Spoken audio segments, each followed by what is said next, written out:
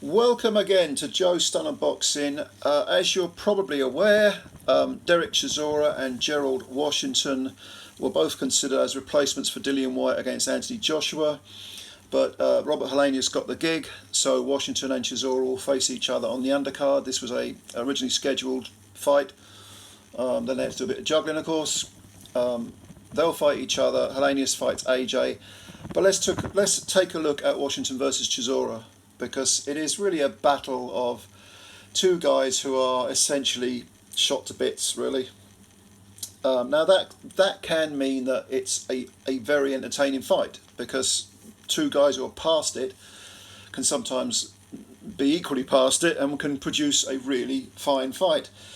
But when you've got two guys who have got that amount of miles on the clock, yeah, I mean, do we want to see this? Not really, and I actually don't think it will be a very good fight for reasons I'll get to later. But let's have a look at both fighters. You know about Derek Chisora, last seen in a boxing ring, getting the crap beaten out of him by Tyson Fury in their little trilogy fight. An obscene mismatch, disgusting spectacle on pay-per-view, no less. Fury and Warren and all concerned should be ashamed of themselves, but they won't be. And Derek got his pension packet if he needed it. This was despite having already made millions on pay-per-view, but he's probably paid for that money in other ways, namely with brain cells. It's all very well having a few million in the bank as a pension scheme, but you've got to have the brain cells to count it. And Derek has been sounding a little, if not punchy, then heading that way. Later on in life, I think the chickens will come home to roost. I don't want to be too negative, but yeah, he's got a million miles on the clock. If this guy was a car, he'd be, yeah, you know what I'm saying. But of course, prior to that, he got the title shot against Fury by edging out Kubrat Pulev, a split decision. I thought Pulev won that fight, but Derek got the rub of the green, which he hasn't in the past. Prior to the Pulev fight, he had 3 defeats, 2 to Joseph Parker, although the first one was very close. He had Parker on the floor in the first round, and you could make an argument for Derek winning that fight. But he lost a split decision in the rematch. He lost a unanimous decision and got the crap beaten out of him again. And prior to the 2 Parker fights, he took on Alexander Usyk. Did okay for 3 rounds, 4 rounds maybe, and then Usyk took over and dominated. So that's where we're at with Derek. Gerald Washington, his recent form is probably even worse. He's got all 5 of his defeats, because he's got 20 wins, 13 KOs, 5 defeats. All 5 are by knockout or stoppage, and he's got a draw in the mix as well. But his 5 stoppage defeats, have come in his last 7 fights. And they began with his first defeat in 2017 to Deontay Wilder, who he was outboxing in the early rounds. Then Wilder did what Wilder does, and it was rather disturbing the way Washington capitulated once Wilder started showing a bit of power. And he stopped Washington in the 5th round. Washington then took on Gerald Miller and retired after 8 rounds. Again, another serious beating. That should be changed to a no contest, as should a lot of Miller's fights, because he's a walking disgrace to boxing, and he shouldn't even be in boxing. I'm not big on lifetime bans, but I'd kick him out for good, to be honest with you. An absolute disgrace.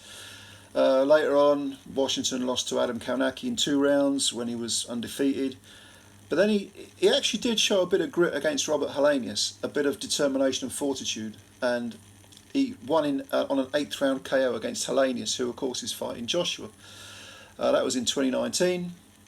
But then he followed that up with 2 stoppage defeats, one to Charles Martin, and that was in 2020, and then 2 years later he had another run out just to see if he had anything left. He didn't, because he got stopped in 8 rounds by a guy called Ali Demirzian, was that his name? I can't remember his name. Turkish fella. Anyway, whoever the hell he is, he beat the crap out of Washington. TKO in 8 rounds. That was in 2022. Last January, actually. Not January, just gone. So it's all inactivity. 7 fights and five knockout defeats in, what is it now, 7 years or something?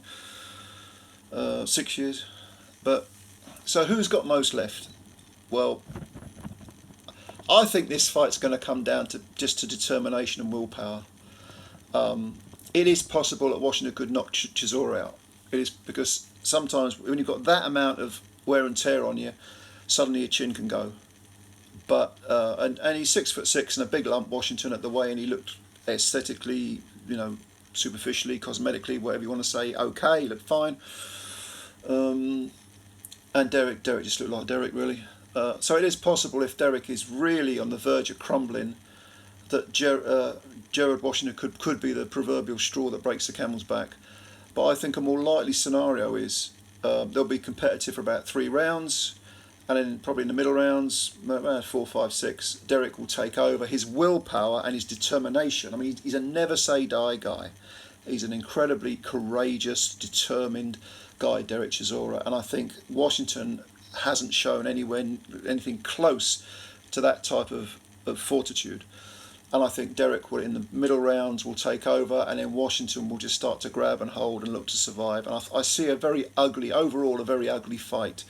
Lots of grabbing and holding, wrestling. Derek trying desperately to get Washington out of there, and Washington just tying him up and moving and riding out the storm. It's possible he could retire on his stool after about 7 or 8 rounds, Washington. That's certainly possible. He'll get pulled out by his corner or quit. But I'm going to go, I'll say he'll manage to hang on, and I think Chisora will win a unanimous decision in a dull, scrappy, pointless fight, really. I'm sort of torn between a late retirement, or maybe even a disqualification, but I'll go with a retirement.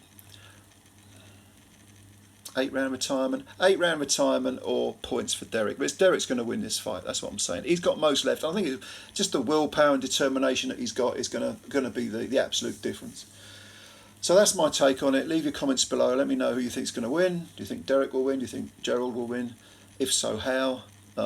Subscribe to the channel if you're new, and leave a like as well. Build the channel up. Let's get the channel built up. I do appreciate your time. As always, I like reading your comments. So leave some below and I'll answer them.